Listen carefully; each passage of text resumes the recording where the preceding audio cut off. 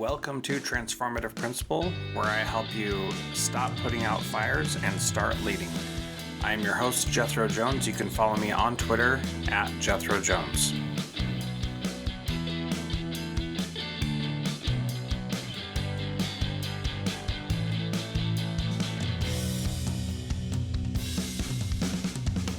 Welcome to Transformative Principal. I am very excited to have Dr. Sarah Ranney on the program today. She is the Executive Director of Lafayette Preparatory Academy.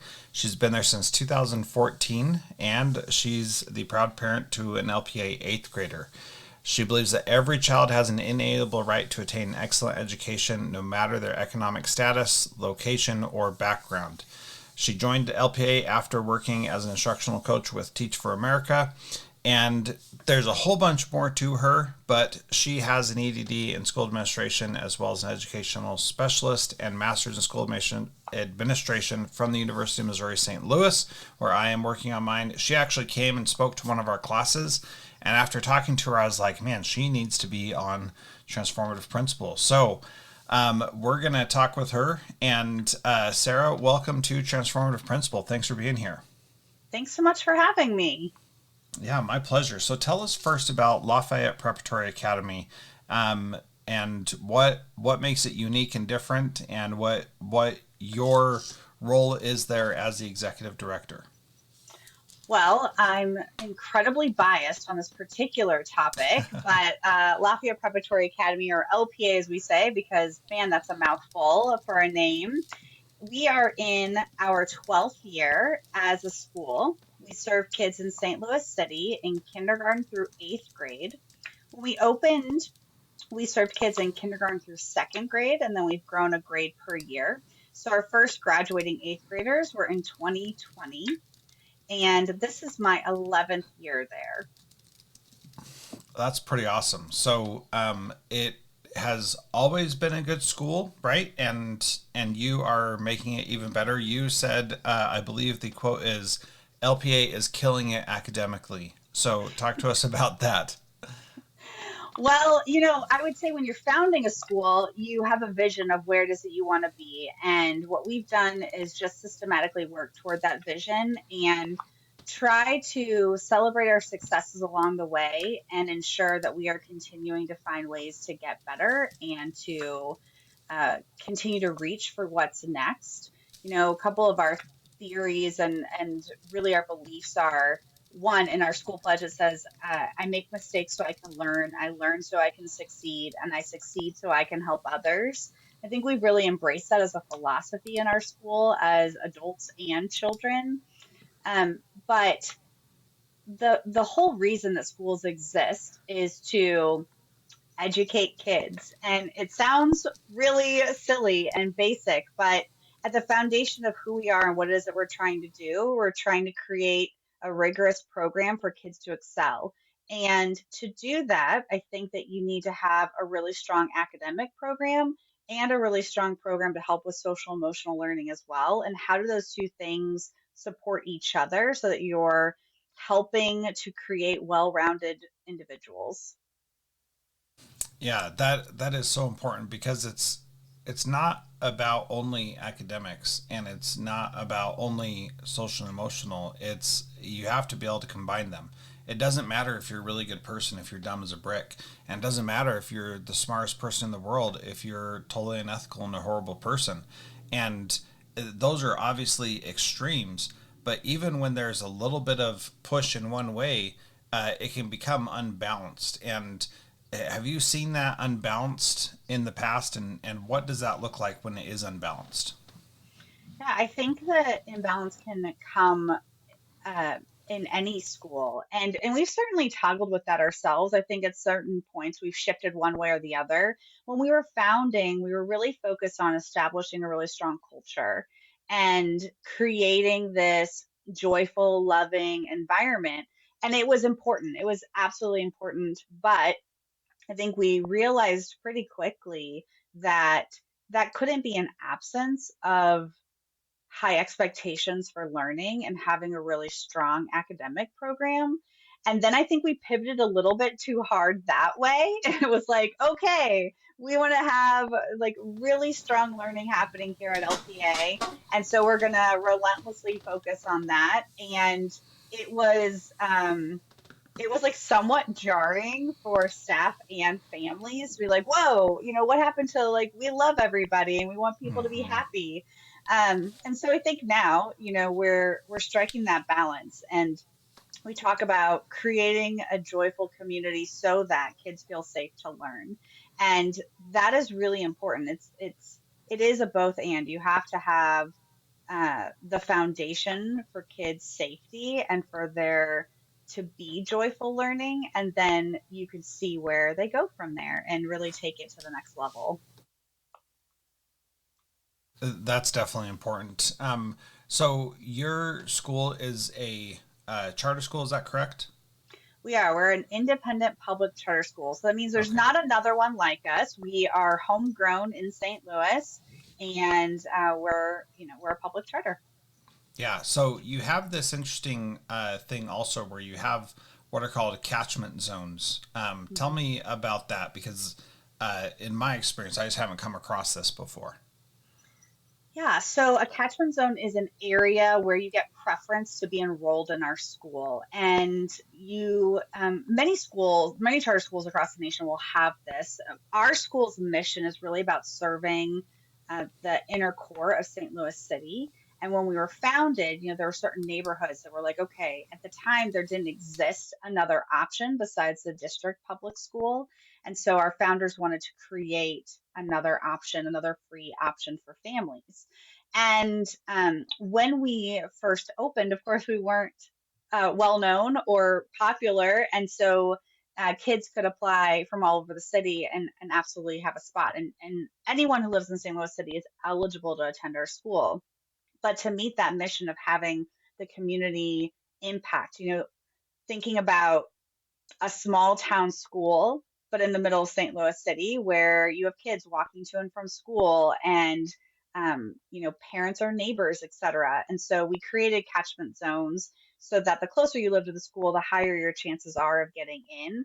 It also helped to meet our mission, which we are a diverse by design school, and so we are looking to serve a diverse student population in our school, which is pretty um, when we were founded was pretty atypical in St. Louis. We're very racially segregated in our city, and so our school was really seeking to bridge the gap between that. Yeah. So uh, does uh, does diverse by design mean that you are serving all of the black kids, or does diverse by design mean that you want some of everybody who lives in St. Louis? Yeah, so I mean, diverse by design can mean a variety of things, but for us, what we're looking to do is we're looking to serve the population that existed in our first catchment zone when we were founded. Now that has Okay. changed over the time, but it's about socioeconomic status and race. And of course, for very, very important reasons, legally, we're not doing anything related to enrollment, but our design elements are saying we're creating an environment for all kids. I think what we commonly will see is that people tend to congregate towards people that are more similar to them, and that Hmm. often aligns with race and class. And so our school is aiming to create an environment that is authentically welcoming to all people. It also is looking at other elements of diversity, religious diversity, for example. We have grown a pretty strong and significant Muslim population in our school. And it really started with a couple of families from a mosque who were like, stumbled upon us and then spread the word to other families. And pretty soon that really started to grow. Um, so I don't know. Does that answer your question?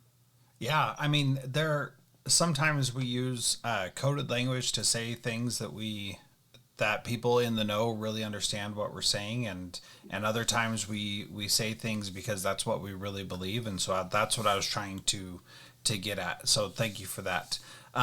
One of the things that you talked about in our class was this idea of you did an exercise where you asked people what 3 words would you use to define our school. Will you talk a little bit more about that question and what that means and how you and why you did that and what that led to? Yeah, so I think that one of the most important things that we've done as we've grown this school is to solicit feedback all the time. So we get feedback from our staff, from our students, from our families, but also from visitors who come into our building.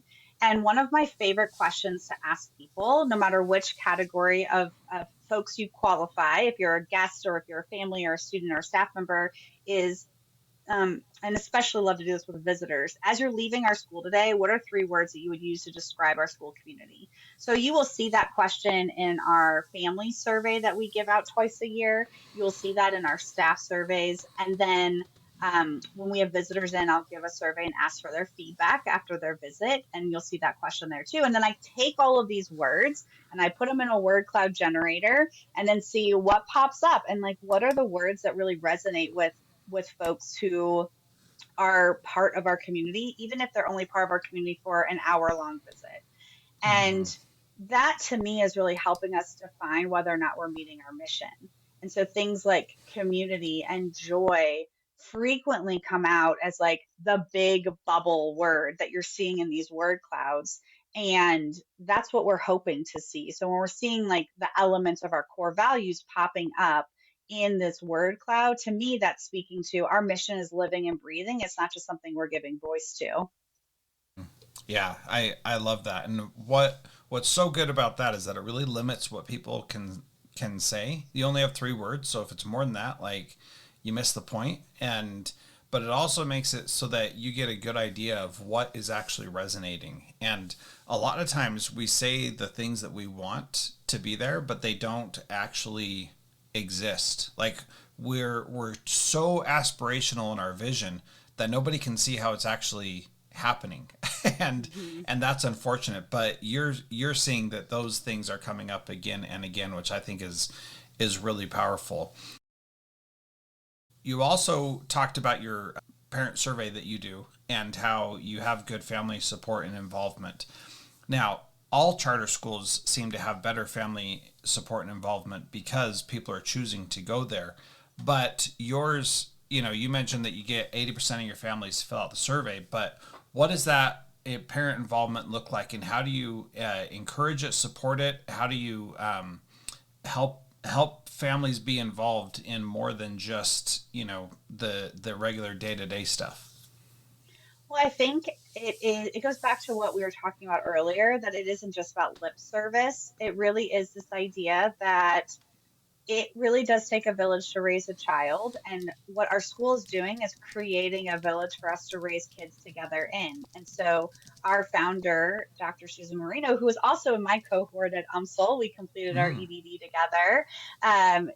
When she started the school, her daughter was in our founding kindergarten class. And, my son attends, our teachers' kids are there, our teachers' assistants' kids are there. We've had custodians' kids there, all of our staff members whose children are eligible to go to our school because of their age and that they live in the city, we all send our kids to our school. And so that is just a piece of investment, and it helps also give you a specific lens into the parent experience as well. And so you're forming relationships with parents. My son, he's only there for 12 more days, but I've become friends with his friends' parents, and they're very willing to tell me what they think about Yeah, certain things. that's great. When we're together, I mean, when they were younger, it was like together at the park for a play date. And now, of course, it's a little bit different now that they're teenagers. But um, it creates this true and authentic partnership and investment. So we start every year with what we call an intake conference, and it is where our teachers, and you do this every year, not just when you're a new family, because you always have a new teacher, but our teachers are asking our parents questions to build relationship with them because nobody wants that first call to be challenging. Nobody wants to like, your kid really had a hard time today. So it's, who's important to your child? What are they interested in? What goals do you have? And our teachers are taking notes and building connections, and we recognize that our parents, our families are our students' first teachers. And our families recognize that our teachers are spending a lot of hours with our kids, and in some ways are seeing and knowing things that we will never know, because we're not with them in the classroom. And so we've built this authentic connection point at the beginning of every year that we can then build upon. I think one of the most unique experiences and tests that we had was dealing with COVID, and our students grew academically over the pandemic, and that was pretty unheard of across the nation. And I truly do think that that was because of two things, but one is that partnership with parents, and the other is that our staff was used to designing school, because we've been designing school since we opened, and so it was very intense of like redesigning school, but both of those things played such a huge part. And when you create opportunity for authentic partnership, you can build upon that and create a culture. And at this point in year 12, it is our culture. It is expected for families and it is expected for staff. Yeah, I love that perspective, and you've talked about a lot of things that I write about in my book School X, about redesigning the school experience for the people that are actually there and how important that is. And even if you're in a public school that you don't get as much say as you would in a charter school that you've started, you still can redesign the school and be involved in that process, and it's not impossible. A lot of people think that it is, but it isn't. It's really important. So the last thing that I want to dive into is this idea about what you said in our class was about how data personalizes and depersonalizes at the same time. Talk about that and tell me your thoughts on that, and then we'll have a little discussion about that, because that was like this little aha for me, that I was like, yes, that's exactly what is valuable about data, is that it can be used both ways. So talk about that a little bit. Yeah, well, we collect a lot of data at our school, and I do personally as well, because it can help inform decisions. And so, the way that I think data can depersonalize things is you can analyze numerical data and see what your averages are. You can look at comments and you can look for trends within them, and it can tell a story. Now, of course, it's always interpreted by the person who's analyzing the data, but it also can help to pinpoint something that maybe is unexpected. And I always ask our team and ask that of myself, where I'm like, okay, some of data is anecdotal.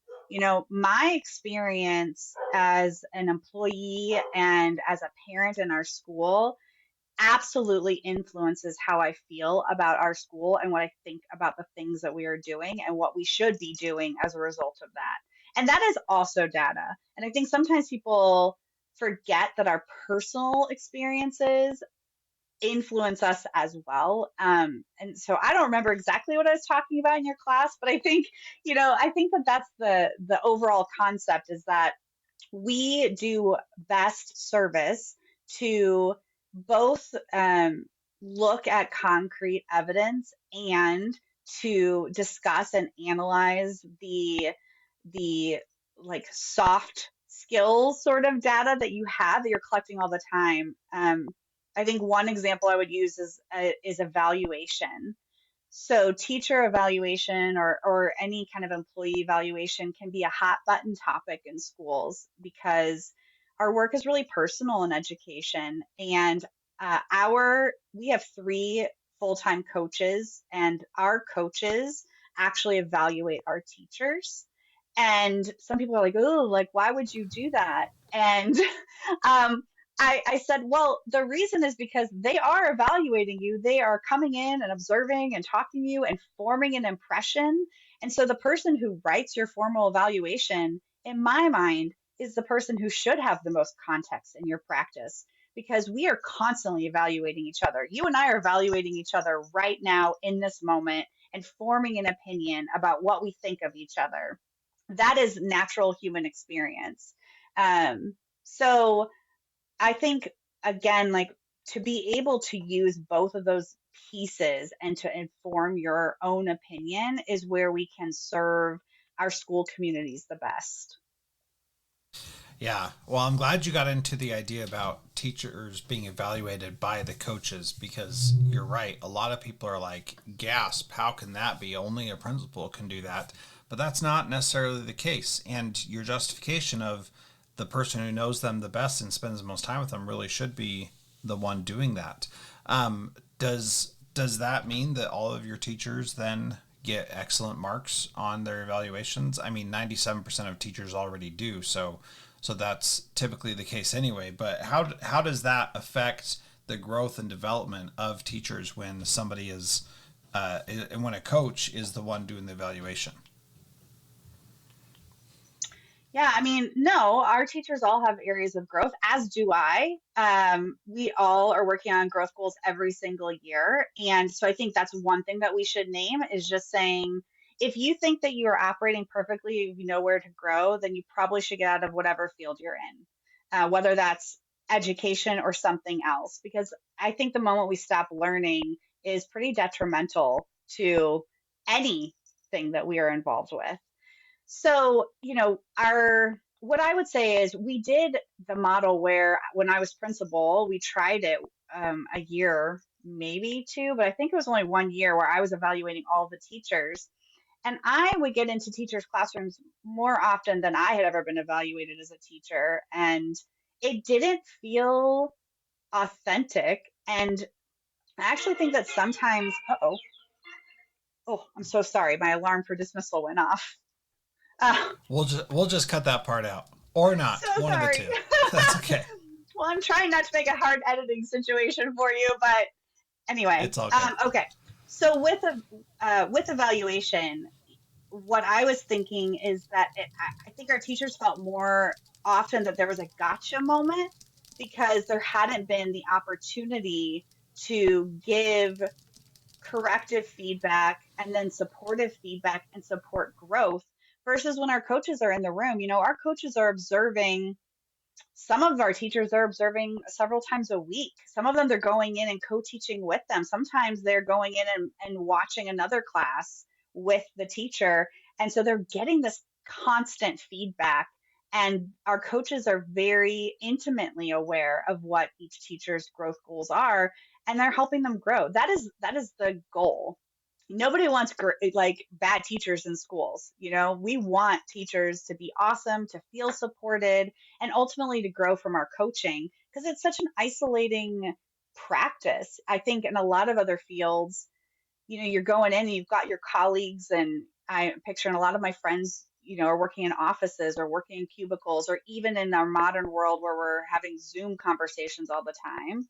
And teachers are with kids most of the time. So this relationship with the coach can be so important, both in support and helping push their growth and development. And when you pair both of those things, I think teachers feel safe to be able to take risks and feel like the person that is evaluating them has the best context for where they started the year when we get to the end of the year. Because that's what an evaluation should capture. It should capture the growth. And again, I think everybody, no matter what year you are in your practice, should be growing over the course of the year. Yeah, I love that. One of the principals that I am coaching right now mentioned that she has a teacher and she just did not have the time to give her the support that she needed and has not seen the growth because she didn't have the time to support her. And she has a coach, but she had something very specific that she wanted this teacher to get better at that she knew how to do, and it just became a time issue that she didn't have the time to go coach that teacher up how she should have. And her experience and your experience with having the coaches do evaluation just solidified that in my mind that there's a better way to do it, and you can make adjustments and change and do different things. So I just appreciate that so much, and it's great to hear people doing things differently and saying, just because everybody else does it this way doesn't mean that we have to also. So my last question, Sarah, is what is one thing that a principal can do this week to be a transformative leader like you? Mm. I think that one thing that a principal could do this week to be a transformative leader is to ask for feedback and to be willing to be vulnerable to respond to that feedback. And that is the thing that has helped me grow beyond any other experience I have had, is to hear the feedback, to sort of depersonalize it for myself, because I'm always like, oh, they're not talking about me, Sarah. They're talking about Dr. Ranney, this person, this like vision of what it is that they think a principal is, and to be open to change because of that feedback, even if all you're changing is the way you're communicating. That can have a profound impact. I got feedback routinely that my teachers didn't think I was in their classroom enough. And I was like, I can't believe it. I'm like, I'm in there every week. And, uh, and so I was just like, I have to hear this. And so the only thing I changed in my practice was I started going in to classrooms and I would sit when I went into the classroom instead of just walking around. I would go in and I would sit. I was in there the same amount of time. And then after I left, I would leave a sticky note that just said, thank you so much for having me in your classroom, generally like something happy. And suddenly I was not getting that feedback anymore. And those are the only two things I changed. So sometimes it is about interpreting what the feedback is, but really being able to dial in and and take a step forward and say and acknowledge, like, this feedback's coming from somewhere and it's not meant to cause harm. So how can I grow from it?